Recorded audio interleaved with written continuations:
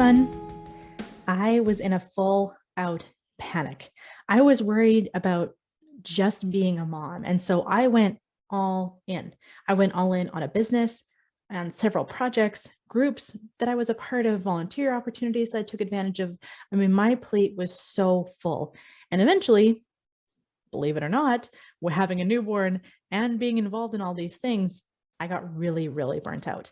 And it was at that time that a book was recommended to me, and it described this life that I really, truly desired to have. And I realized that more than I wanted significance, I wanted a life that was full of Jesus, that was full of peace, community, hope, joy.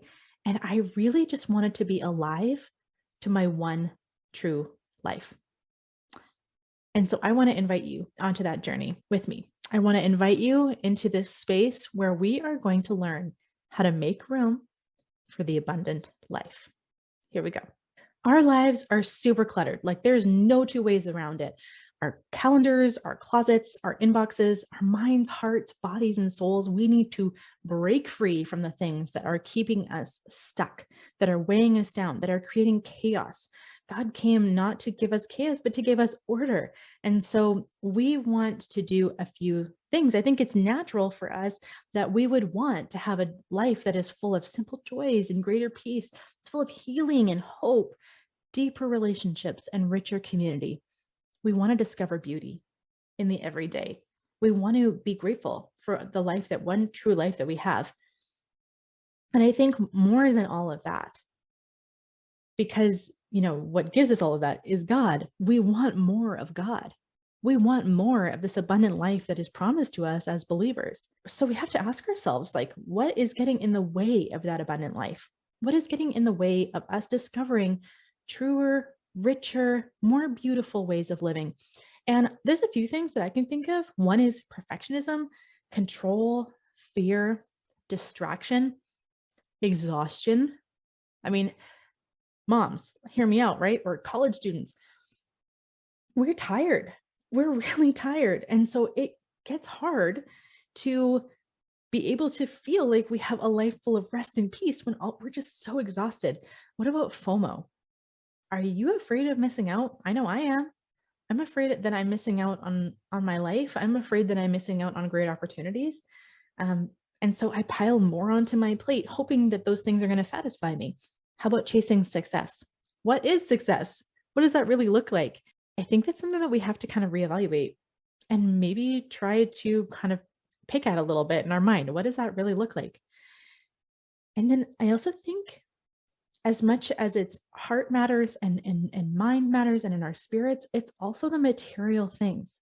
It's also the overcommitted calendar, the 10 inboxes that we have to check. It's also the amount of stuff in our house. We can get so caught up in the material things that we actually kind of forget to live. We actually kind of forget that those things aren't nearly as important as what God has offered us in the spiritual. That He's offered that abundant life without our houses being totally full. All right, so all that to say, I think we might be missing the point a little bit. We try to go after all of these things, or we have these distractions that are not allowing us to see the full picture. We have to remember, I believe that sometimes our identity is not rooted in that of being a daughter or a son of God. We have a habit of adopting Christian culture in a way that we think that that is the abundant life. Like we're thinking that, if I listen to the right podcasts, the right sermons and music, or if I buy the right books or Bible studies, that this knowledge is being integrated into our hearts and our minds and our spirit. But I think we have to be careful. Those things are good. We have to be careful that we don't have a consumer version of God, but we have God Himself. We have relationship, real, true, beautiful relationship with God, with our community, with our church community. And that in that we are receiving His good gifts. I'm not very good at receiving His good gifts. Are you? That's really kind of a hard thing for me. Jesus came that we may have life and that we may have it abundantly. We may have lives full of purpose, rest, fullness of joy, wisdom, relationship. that we would bear good, satisfying fruit. But instead, we've settled for replicas instead of receiving God's good gifts for you and for me. And our lives are often full of trying to take on the world instead of really trusting in God's sovereignty. We're so distracted. We have so much cluttering up our lives. And so this semester, we're inviting you to make room for the good things that we are promised. We're going to make room for more of the abundant life and for the things that actually really matter. We're going to declutter from the inside out. So let's clear out the clutter and let's make room for something greater. Are you ready? This semester on Faith School Podcast, we are going to be inviting you to listen in on some great conversations, but that's just the beginning. We want to really invite you into a transformative experience. And so, yes, there's great conversations coming.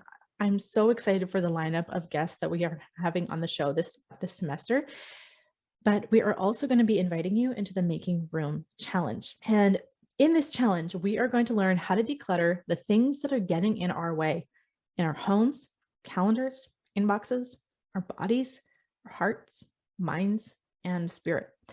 And we're going to make room for the good things of God. We're going to make room for the abundant life that we have been promised. So are you ready? Are you ready to join us for an immersive experience? Are you ready to listen in on some amazing conversations? I can't wait. I can't wait to see how we are all going to be transformed, myself included, how we are all going to be transformed, how we are all going to dig into what does the abundant life really mean and look like? What does that look like in my life? How am I going to integrate that into my life? And what is it going to mean in terms of our purpose? I'm so excited, you guys. This is going to be an incredible semester. I really hope that you join us here at Faith School, and I can't wait to see what God is going to do in the weeks to come.